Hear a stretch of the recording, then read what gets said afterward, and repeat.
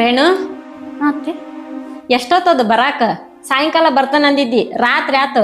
ಮನ್ಯಾಗ ಅತ್ತಿ ಮಾವ ಆದ್ರ ಅನ್ನೋದು ಖಬರಿಲ್ಲ ನಿನಗ? ಮಳಿ ಬರತ್ತೈತಿ ಯಾವ ಆಟೋ ಸಿಗ್ಲಿಲ್ಲ, ಅದಕ್ಕ ಲೇಟ್ ಆತು. ಯಾಕೆ ಸುಳ್ಳು ಹೇಳ್ತಿದಿ? ಭಾಳ ದಿನದ ಮ್ಯಾಗ ತವ್ರ ಮನಿಗೆ ಹೋಗಿದಿ, ಎಲ್ಲಾರ ಕೊಟ್ಟಾಗ ಹರಟಿ ಹೊಡ್ಕೊಂತ ಕುತ್ಕೊಂಡಿರ್ತಿದಿ, ಅದಕ್ಕ ಟೈಮ್ ಹೋಗಿದ್ದು ಗೊತ್ತಾಗಿರಲ್ಲ ನಿನಗ. ಸುಮ್ನೆ ಏನೋ ಹೇಳ್ಬೇಡ. ಯಾಕತಿ ಯಾವಾಗ್ಲೂ ನನ್ನ ಜೊತೆ ಜಗಳ ಮಾಡ್ತಿರ್ತೀರಿ ನೀವು, ನಾ ಯಾಕೆ ಸುಳ್ಳು ಹೇಳಿ ನಿಮ್ಗ? ನೋಡು, ತವ್ರ ಮನಿಗೆ ಹೋಗಿ ಬಂದ್ಗುಟ್ಲೇನ ಎಷ್ಟು ಮಾತಾಡೋದ ಕಲ್ತಿ. ಚಲೋತ್ನೆ ಕಿವಿ ಚುಚ್ಚು ಕಳ್ಸಿರ್ತಾರ ನಿನ್ ತವ್ರ ಮನಿಯವ್ರು. ನೋಡ್ರಿ ಅತ್ತಿ, ಸುಮ್ನೆ ನಮ್ ತವ್ರ ಮನೆಯವ್ರಿಗೆ ಭಯಕ್ ಹೋಗ್ಬೇಡ್ರಿ, ಆಮೇಲೆ ನಾನು ಮರಿಬೇಕಾಗ್ತದ ನೀವ್ ಅತ್ತಿ ಅನ್ನೋದು. ಏನಂದಿ? ನನಗ ಎದುರು ಮಾತಾಡ್ತಿ? ಯಾಕೆ ಜಗಳ ಮಾಡ್ತೀರಿ ನೀವು ಇಬ್ರು? ಹಿಂಗ ನಿಮ್ಮ ಸೌಂಡ್ ತೆಳಗಿನವರೆಗೂ ಕೇಳ್ಸತ್ತದ. ಹಿಂಗೆ ಜಗಳ ಮಾಡಿದ್ರೆ ಹಾಕ್ಬೇಕದವ್ರು ಏನ್ ಅನ್ಕೊಳ್ಳೋ ನಮ್ಮ ಬಗ್ಗೆ? ನೋಡು, ಯಾಕೆ ಹೊತ್ತಾಗ ಬಂದಿ ಅಂತ ಕೇಳಿದ್ಕ ನಿನ್ ಹೆಂತ ಎಷ್ಟು ಜಗಳ ಮಾಡಕತ್ತಾಳ ನನ್ ಕುಟಾಗ. ಅವ್ರು ಮಾತಾಡಿದ್ದಕ್ಕೆ ರೀ ನಾನು ಮಾತಾಡಿದ್ದು. ಅವರು ಈ ಮನೆಗೆ ದೊಡ್ಡವ್ರದಾರ, ಒಂದ್ ಮಾತು ಅಂದ್ರೆ ಏನಾಯ್ತು? ಅದೇ ನಿಮ್ಮ ಅಮ್ಮ ಏನಾದ್ರು ಅಂದಿದ್ರ ಜಗಳ ಮಾಡ್ತಿದ್ದೇನ? ಸುಮ್ಮ ಅನ್ಸ್ಕೊತಿದ್ದಿಲ್ಲ? ಈ ಮಾತು ನಿಮ್ಮ ಅವ್ಗೆ ಹೇಳ್ರಿ, ನನಗ್ ಹೇಳಕ್ ಬರ್ಬೇಡ್ರಿ.